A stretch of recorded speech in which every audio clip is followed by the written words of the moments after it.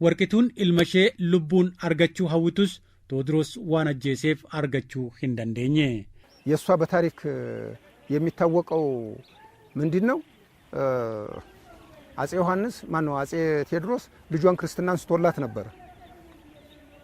መጨረሻ ላይ ግን እነዚህ እነ ምኒልክ ምኑ ሲያመልጡ ከመቅደላ ያው ማምለጣቸው ሲሰማ ያንን ክርስትና ያነሱትን ልጅ ሳይቀር አጼ ቴዎድሮስ ደግሞ እርምጃ ወሰዱ። ያው እግርና እግራቸውን ማነው እየቆረጡ ወይም እየገደሉ በገደል ማነው በመቅደላ ገደል ላይ ወረወሯቸው ምናምን የሚል ነገር አለ።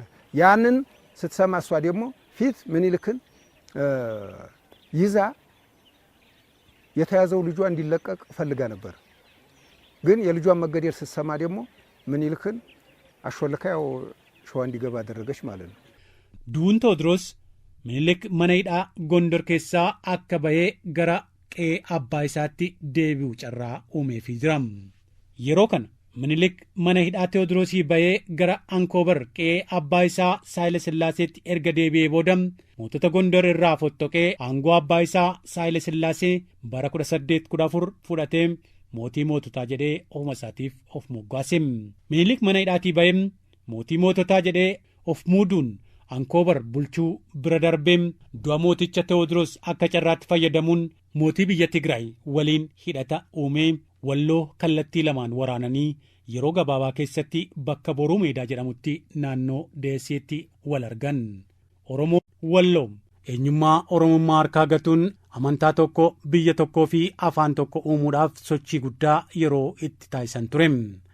Oromoota eenyummaa isaaniitiin boonan 20,000 ol ta'an walitti qabanii warri kaan akka irraa baratan jedhanii bakka dirree boruu yookaan boruu meedaa jedhamutti deesseetti fixanii jiru. Boromtaa korma qalanii nyaachisuudhaaf karoorfatanii gara qe'ee isaaniitti deebi'anii galuun bulanii akka deebi'an itti himan. Yohaannis nama 20,000 fixee bara halkan takka keessa guyyaa tokko halkan tokko bakkeetti kanaanii dhufe erga Sudaan kanaan dhufe sajjiis gaaf takka ilma koo waan isinitti mukeessaa gaaf takka urguman dhaladhe sabsabaa taarikiin hin dubbatamaa ilmi amaaraa yoomoo wallo Minilikii kan jedhan malee gaaf takka Yohaannis maqaan dhawan hin dhageenye. Maaliif natti fakkaateera Oromoo sila fixeeru hin baraggaga jechaaf haa ta'u hin tuqan bakka kan. Kan nama qalaa turanii kan nama fixaa turanii isaan har'a yoo kaatee saaxila baasna jedhu seenaa xurwaa isaaniiti. Seenaan sun akka bahu hin barbaadan. Seenaan sun akka bahu waan hin barbaanneef jabaatanii amma lasitti duulu. Kun maal godhaa? Kun amma seenaa darbee ammaaf maal fayyadaa? Nuttuu beekaman akka nu dhukkubsu. Kan goddaamnes nu. Seenaa keenyas kan barreeffachuu nurra jiru nu.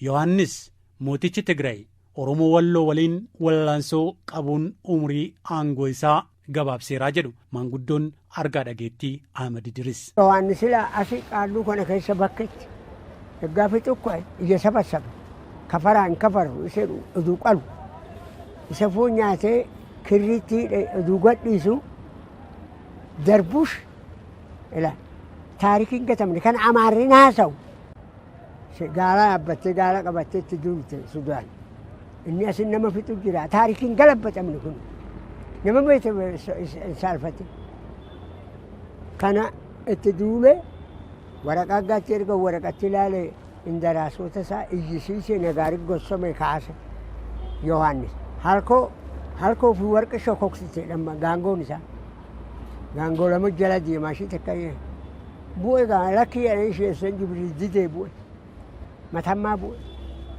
xeexar fakkeessee dunkwaan dhaggaa taa'e itti isheen tashiin halkan maaxaa keessaa gaala qabdi.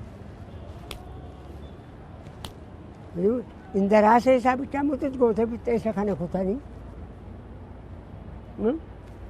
qabanii qalqalloon naqanii ijoollee fi gaddeemanii daakanii garaatan qabanii kaartum baasanii qoricha dibanii kaartumitti wannitti wanni waannaa katamaa Bayyaasaatti zamana guddaa taa'e ammaa footuun isaa jiraa jedhan.